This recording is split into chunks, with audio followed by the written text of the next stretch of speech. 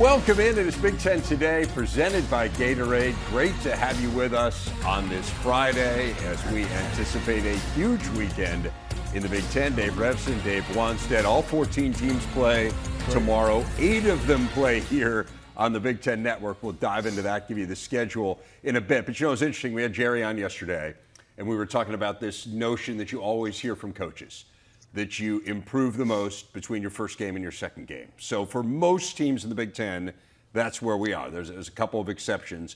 But why is that? Well, where do you see the most improvement week 1 to week 2? Well, I think from a team standpoint, I always looked at it like this is the time to start gaining some confidence. You know, and a lot of these teams we're going to be talking about here today are playing lesser opponents, and they should win the game.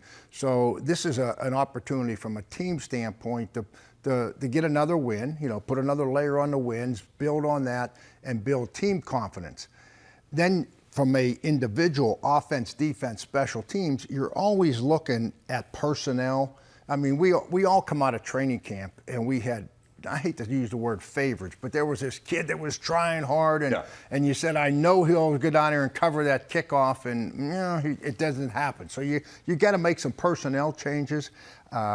The other thing, too, how about your preparation? You know what? Maybe we were not spending enough time. Our guys got tired at the end of the game. We got to spend more time on conditioning, or we're not getting enough plays. So we look at our scheduling, our prep, and then the scheme.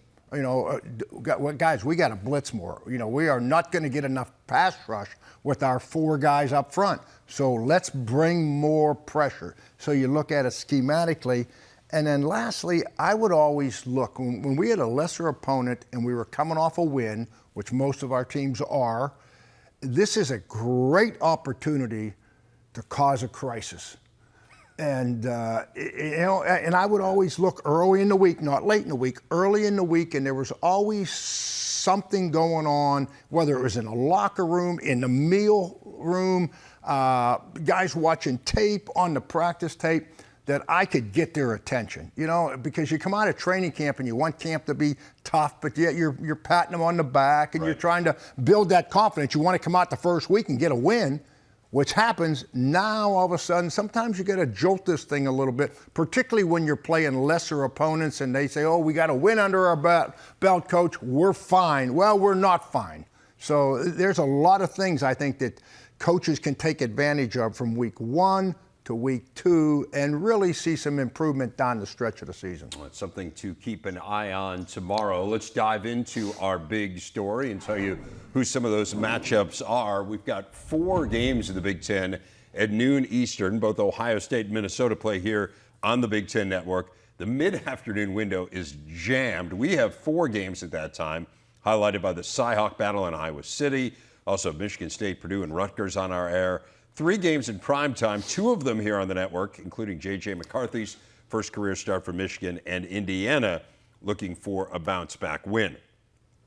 Let's dive into some of these games specifically, and I do want to start with the Cy-Hawk. It's a really intriguing game. Obviously, it's a huge rivalry game that Iowa has dominated of late, but we all know the story as well with Iowa. The offensive performance left quite a bit to be desired in week 1, more punts than points, and frankly, it wasn't really all that close. It was a significant margin between the punts and the points. So what are you watching for the Hawkeyes as they try to improve here in what is a really important game? Yeah, a critical game for them at home. They, you know, some things with Iowa, and probably every team, and Kurt Ferentz is a good friend of mine, and he does a fabulous job. But some things seem always consistent with Iowa football. You kind of mentioned it, Rever. Hey, you know, did Jack Campbell play lights out? Yes, he did. Yes. Did they get turnovers? Yes, they did. Was the kicking game spectacular? Yes, it did.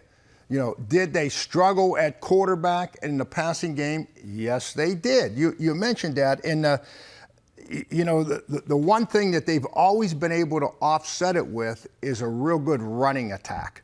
You know, so when you're running the ball and you're playing great defense and playing special teams like Iowa has year after year, you're going to be an outstanding football team like Iowa is and has been year after year. So I was a little bit concerned with the rushing that they had last week. 50, 60 yards rushing, right? So that kind of caught my attention a little bit. And the receiver thing they're working through. Their leading receiver obviously is back. The tight end I know was the big guy last year. They love throwing to the tight ends. They love throwing to the running backs. When you look at, everyone talks about the passing game with Iowa. If you look last year at their top 7 receivers, you're going to see 2 running backs in there. You're going to see a tight end in there, and you're going to see 2 receivers that transferred to Purdue. So I can see what Kurt's dealing with there as far as saying, okay, who are we going to get the ball to and how are we going to make big plays in the passing game? That's the thing that concerns me a little bit. Particularly, this Iowa State game, hey, for years everything was Brock Purdy at Iowa State. Well, Brock Purdy now is gone, and the new quarterback, Hunter Deekers, he's been in the program. He's an academic All-American. This guy threw for like 300 yards last week. He threw for 4 touchdowns last week. So he's a very good player, and he's one of the guys. We talk about all this transfer portal and all these new quarterbacks. He has done it the right way. He has stayed there, and he's come up, and he's come up, and he's come up through the ranks, following Purdy, and now they'll reap the benefits of it. There is significant talent, really, both sides of the ball for Iowa State. I mean, they've got some stars. Yep. And Matt Campbell feels really good about this team. There was so much hype around them last year.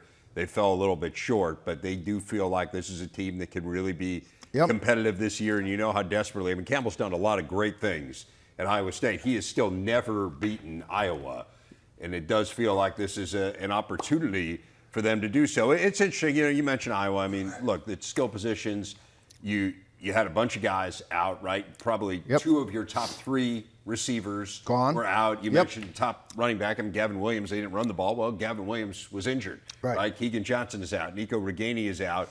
Unclear whether they're going to have those guys back here coming up tomorrow. But when you're already challenged offensively, and then you're without the players who you deem the best at those positions, that's tough, Lonnie. Yeah, I'll be curious to see, it's Spencer, we got to get more play out of their quarterback, in my opinion. I mean, because they don't throw, it's not a real over-the-top sophisticated passing game where we're reading 5 receivers and we're throwing the ball 40 yards down the field. It's quarterback-friendly offense. High percentage throws. We just talked about the numbers, the tight ends, the running backs. So it's an offense that a quarterback should be able to be very efficient at, and I think that is the number one concern right now if I'm Kirk Ferentz. But again, to your point, this is kind of who they are. I mean, since the beginning of the 2020 season, they have won 6 games when punting 8 or more times. There's no one else in the country. No one else in the country has done that more than twice. Right. They've done it 6 times. So look, this is who they are. Right. They've been very successful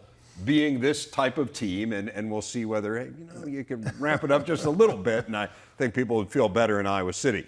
What about in Madison? Another team playing a Power 5 opponent. Wisconsin's got Washington State, but not a great team by any stretch, a program that's in a little bit of coaching transition. Wisconsin looked really good in the opener, albeit against a probably below average FCS team. As they look to elevate their level of competition here tomorrow, what are you watching from the bench? Well, I want to see Nakia Watson, the transfer, right? I mean, you talk about motivation. He transferred from Wisconsin. He's now at Washington State. He was their leading rusher last week. You talk about a guy that's going to be motivated now, and the team is going to rally around him. So they're going to have to deal with him. The other part is, while we're on Washington State, their defense has tied, the last 2 years, their defense has tied Iowa with 31 takeaways, which is like tied for 5th in all college football. So these guys take the ball away. They had 7 sacks last week. So this is going to be, in my opinion, when I look at this game and I look at Wisconsin, hey, Jim Leonard, phenomenal job. And let me make a point on this. And I've had teams like this. Defensively, you graduate 8 starters. You lose 8 starters. Yeah. Okay, new guys coming in, and everybody says, "Oh, well, Wisconsin recruits good, and you got good talent." Well, you can have good talent, and guys are in the wrong gaps, and you give up a 40-yard run. You can have good talent, and all of a sudden, guys give up a 50-yard pass. You know what I mean? Because they don't understand the concepts, and they're not well coached, and they're not disciplined.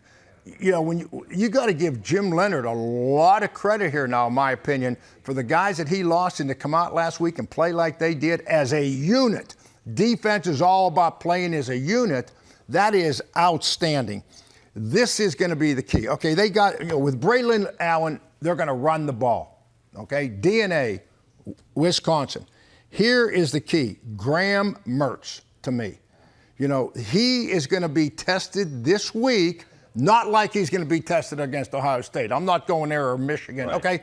But he's going to be tested a lot more than last week, and Washington State is going to get after him, where he's going to have to make some throws, and he's going to have to protect the football. To me, that the defense is where they need to be to make a championship run. Right. The running game is where it needs to be to make a championship run. They'll get better in all these areas. It's the quarterback play with Graham Mertz. Can he play efficiently and not turn the football over like he did last year? I mean, that's the key to this team, in my opinion, being a contender or not, Rever. I mean, it's pretty simple. In game one, right, you always look as a fan or a coach or a player, have we addressed some of our deficiencies from a year ago? And Mertz was a deficiency. Absolutely. 13 straight passes in that game, so you feel good. But again, the level of competition ramps up significantly. Ohio State did the same thing, right? You think about what their deficiencies were a year ago. They weren't a very good defensive team. And when they needed to run the ball against the best teams, they couldn't run the ball. Michigan would be the most obvious example.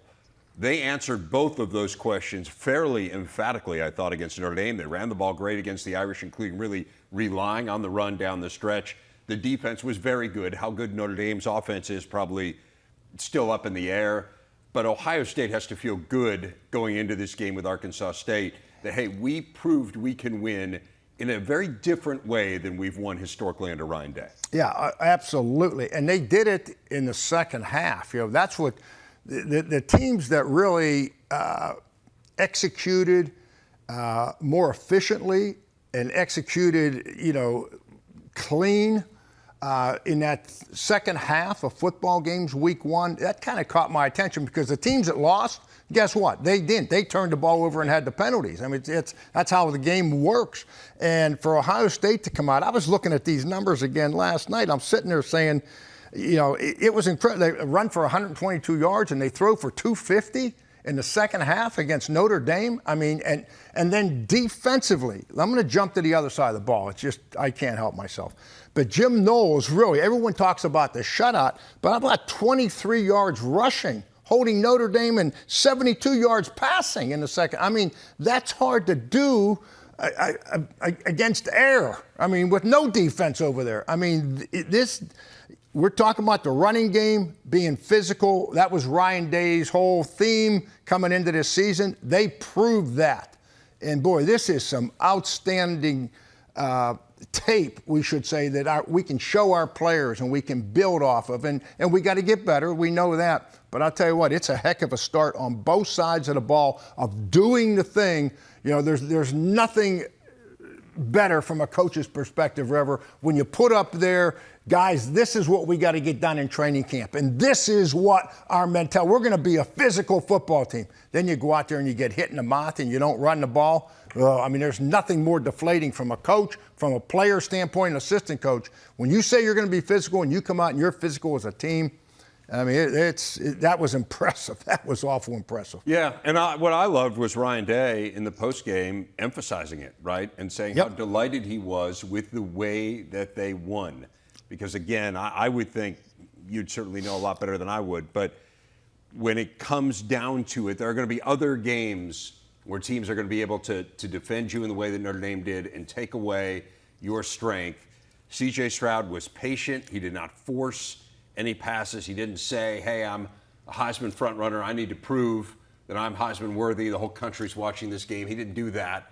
And then when they did rely on the run game, that offensive line, the running backs, and not just Travion Henderson, but Mayan Williams as well, tough enough to get the job done. And you're going to be able to point to that later in the year and say, remember what we did against Notre Dame? Absolutely. We're going to need that again today. 10 Plus app is powered by Big Ten Network, home of compelling stories, iconic games, and hundreds of exclusive events you can't find anywhere else. Because when it comes to the Big Ten sports you love, there is no plus like home. Download and subscribe to the Big Ten Plus app now. It is the home of not one, but two matches for the defending national champion Northwestern field hockey team this weekend. The Cats remain number one in the country after starting there for the first time ever. The Big Ten loaded as ever, boasting 3 of the top 4, 4 of the top 6, and 5 of the top 8 teams in the latest poll. And that gets us to our big interview today. It is Northwestern head coach Tracy Fuchs, kind enough to spend some time on a game day with us, a national championship rematch with Liberty later today. Coach, we'll get into that in a moment, but first of all, you're 4-0 out of the gate, all 4 wins against ranked opponents. You've outscored them 17-2. How would you characterize your team's start? Yeah, I mean, I can't complain, that's for sure. I mean, you know, I think the best part about it is each and every game we're growing, we're getting better. And the culmination of the BC victory, I think each and every day we're just getting better and better. So I couldn't be happier. We have a ways to go, and we've got some great teams coming up here on the schedule. So we're excited for the next few weeks. Mentioned you were the national champs last year. You brought back the bulk of your team. For those who maybe don't follow, kind of the roster fluctuation here, Bente Bakers, who is one of the best players in the country, Maddie Zimmer, who was the most outstanding player of the Final Four, both back, and again, just a ton of really good players. So how do you balance, as kind of the defending champs with a lot of the same pieces, the notion of basking in what you achieved versus now it's time to turn the page? Yeah, I think it's been a little bit challenging, but I know this group that we have back, I mean, you mentioned it, both us and Liberty have a majority of our players back, so the battle today is going to be unbelievable. And, you know, we're deep in players, we're deep in leadership.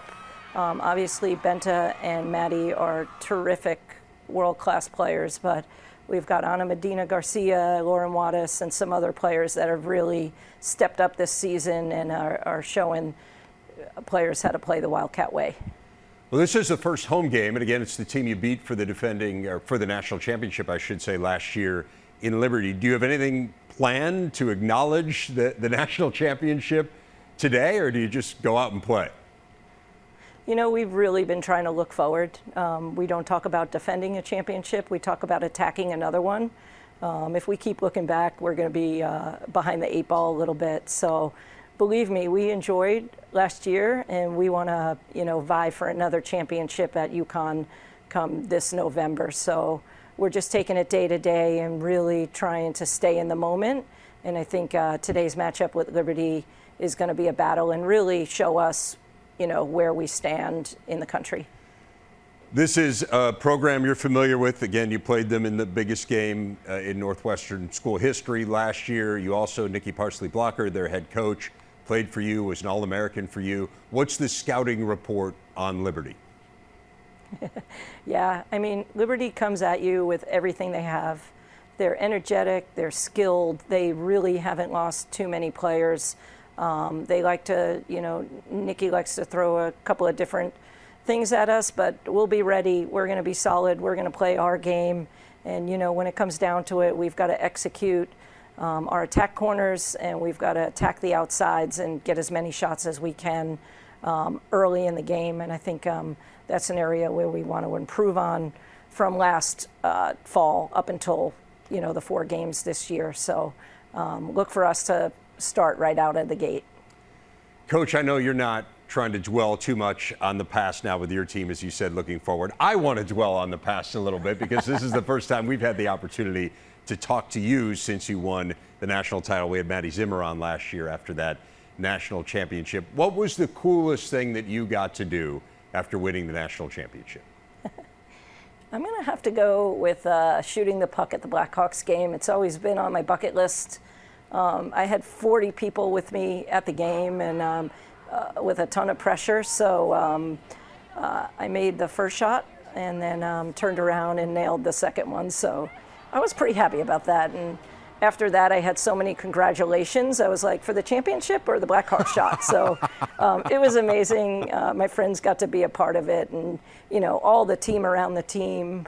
Certainly, throwing the pitch out at the Cubs game was also amazing, and being able to, bring a long time. My equipment manager's a long time Cubs fan, and she showed me how to sing "Take Me Home to the Ball Game" at the 7th inning, and we never looked back. So it was an amazing year. I was exhausted, but it was certainly worth it, and I would love to be exhausted after this season again and bring another one home for Northwestern. We're looking at the video of your first pitch. I had the honor of doing that once, too. I went with a brushback pitch. It looked like you went a little more over I went with a sinker. I went with a sinker. But the Blackhawks deal was amazing, okay? And I actually happened to be watching the game when you did that. So, I mean, just maybe we could roll it again. You made not one, but 2 shots, including the second one where it's just one hole all the way from center ice, and you nailed it. Now, we talked about this when you were on last year.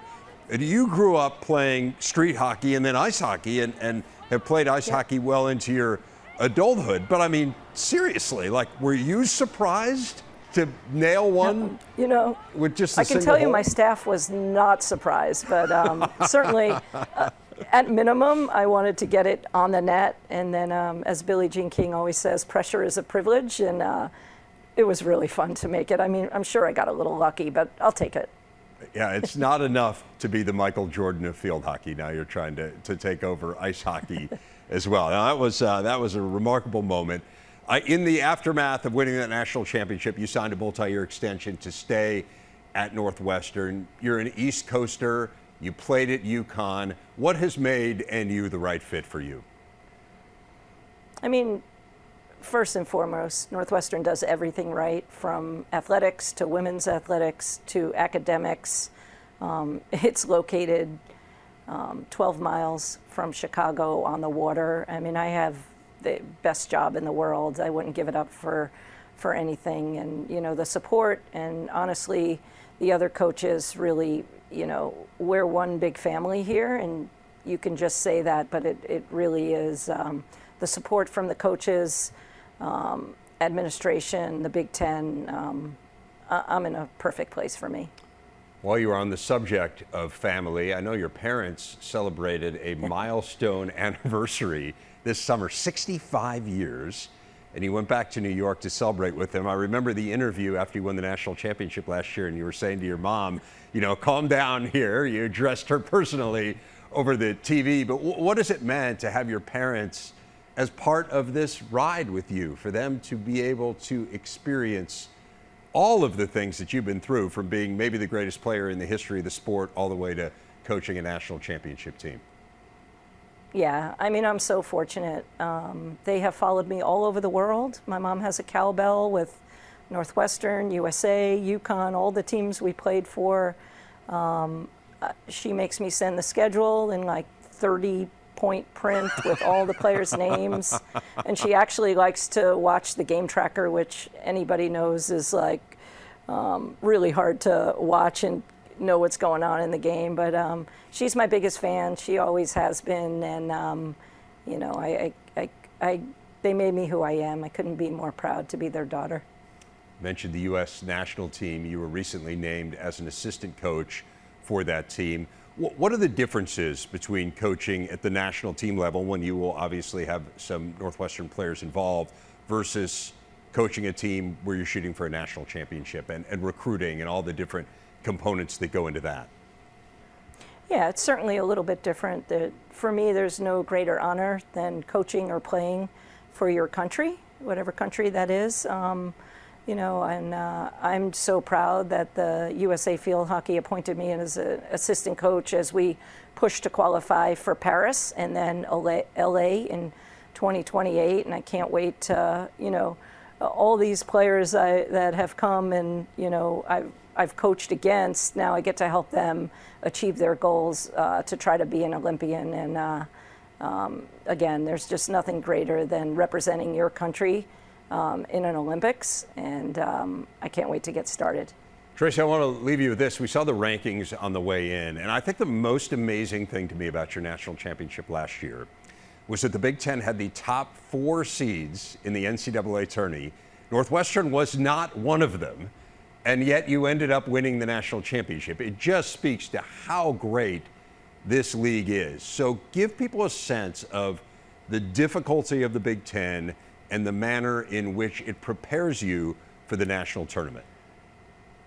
Yeah, I mean, certainly in my office I have the word on the blackboard, host, and someday we want to host here at Northwestern. Hopefully this year will be our year where we get to bring an NCAA regional game here. But, you know, the Big Ten has, you know, improved, and, you know, we have so many good teams at the top. I mean, when we got the draw last year and we had Iowa and North Carolina, who was the reigning 4-time national championship, I was like, oh boy, this is going to be a tough one. But I will tell you, the team, it couldn't have been better for the team. So sometimes you're like, oh no, this is a tough bracket. But, you know, you just have to come alive at the right time, and we did. And, you know, all our butterflies were flying in formation, and we just went after it. And, you know, now we have to look at 2022 and this year and really put together a good product for the Big Ten and for Northwestern, and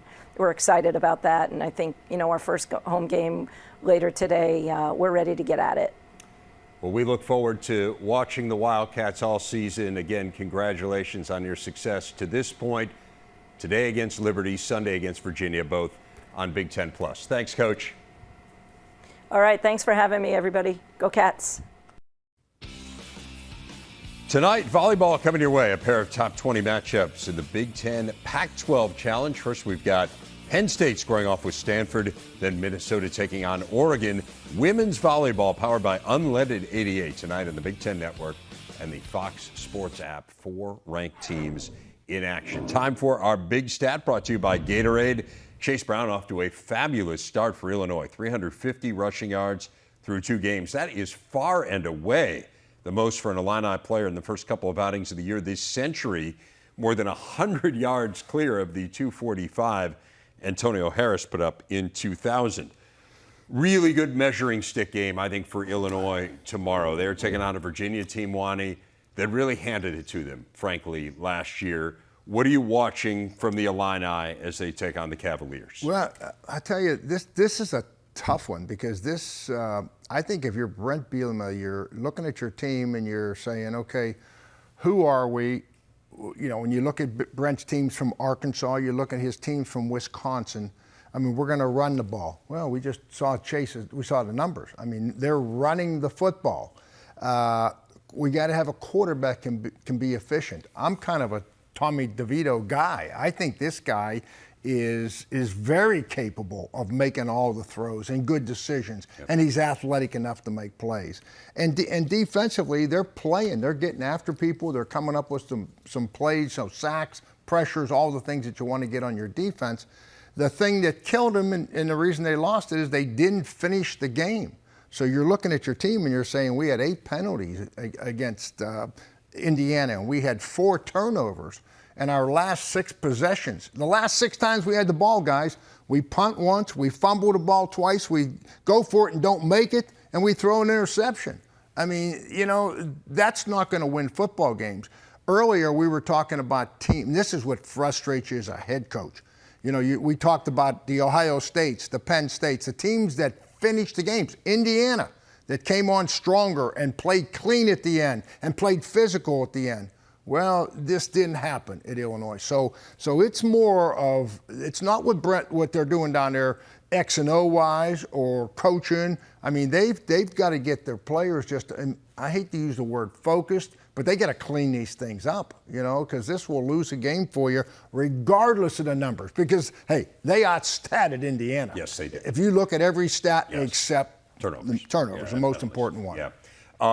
Similar situation for Northwestern in that they are playing an ACC team in Duke, a team that had its way against them last year, much like Virginia had its way with Illinois.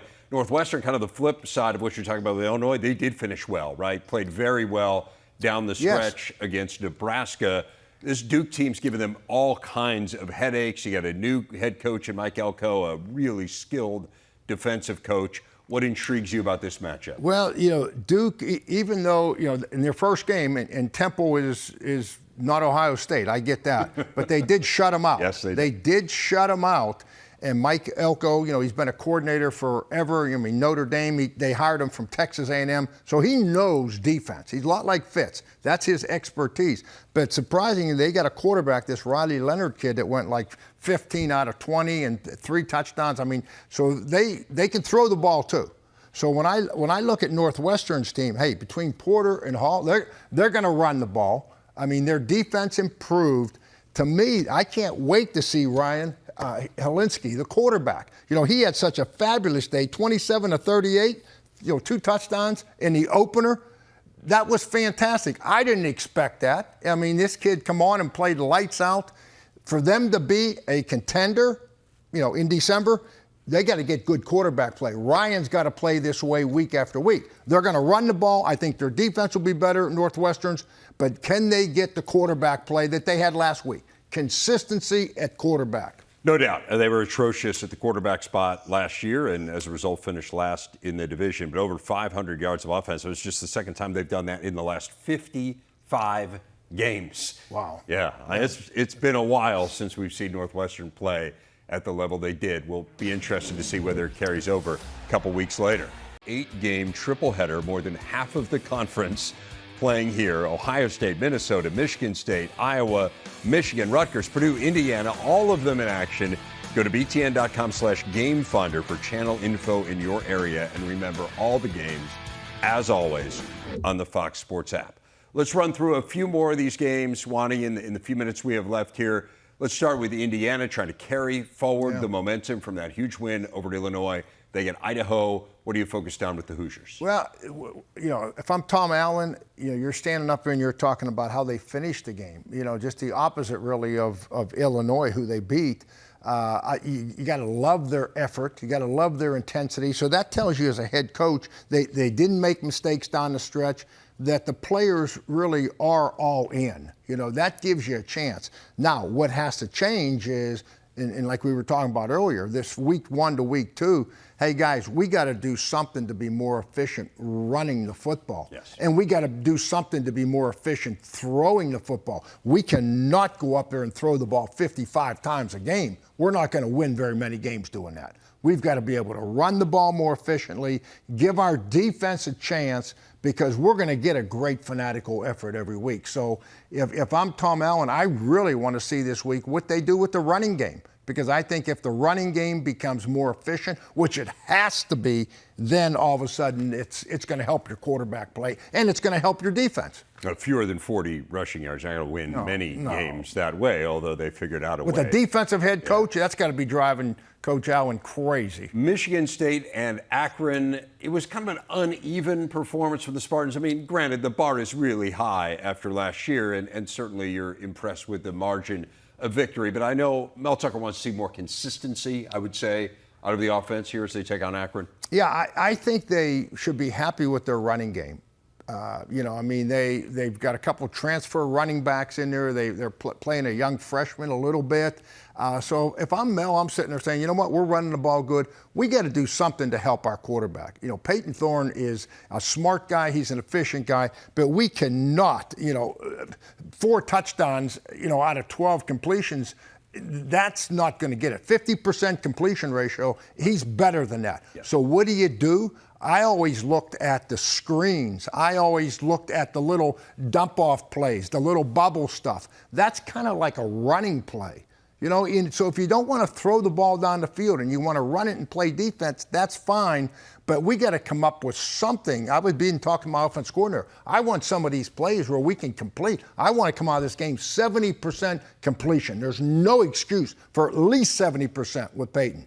He'll get the ball to the right guy. Let's design the plays to make it real friendly for him, easier for him, where we can get some momentum going in the passing game. Because that's the biggest thing that has to change. You mentioned some of the familiar faces. Joe Moorhead, the head coach for Akron, former Penn State offensive coordinator. Good coach. Minnesota dominant in its opener. Now they host Western Illinois. Well, PJ's got to be real happy. I mean, when you look at that first performance, they ran the ball. Obviously, Muhammad's back. He's full speed. Offensively, Tanner Morgan is in his comfort zone. He was very efficient. They got to be happy with that. And then defensively, I'm going to give some loving to Joe Rossi, their defensive coordinator. I mean, I talked to those guys this summer, and they were concerned. They had a top 10 defense last year, but they graduated a lot of stars off that defense, and they come back and get a shutout at home. First one since, 2006 in their opener. Fantastic coaching all the way across the board. I mean, this team now, PJ caused a crisis, right? Don't let these guys get complacent. Stir this thing up somehow, some way. I don't care who you're playing, though. You hold the team to fewer than 100 yards. You have done something really well defensively. Finally, we were talking about familiar faces. How about Clay Helton as the head coach at Georgia Southern, taking on Nebraska? The Huskers did get that elusive first win. How do you build on it if you're Scott Frost? That's the key. And the best thing about Nebraska's win, they score 7 points in the first half, and then they come out and score 31 in the second half. So if I'm Scott Frost, I'm going to build on how our team finished. And keep in mind, you can't have turnovers. I mean, they've had multiple turnovers the first 2 games and the last 2 games of last year. That'll get us beat. Eliminate the turnovers and build off of that finish from last week's game. And because they'll need, this will be a little more competition maybe than what they might anticipate. They better be in the right frame of mind for sure. And they have an enormous game coming up next week against Oklahoma. Can't look ahead. No, this is a team that cannot look ahead. Yeah, that is for sure.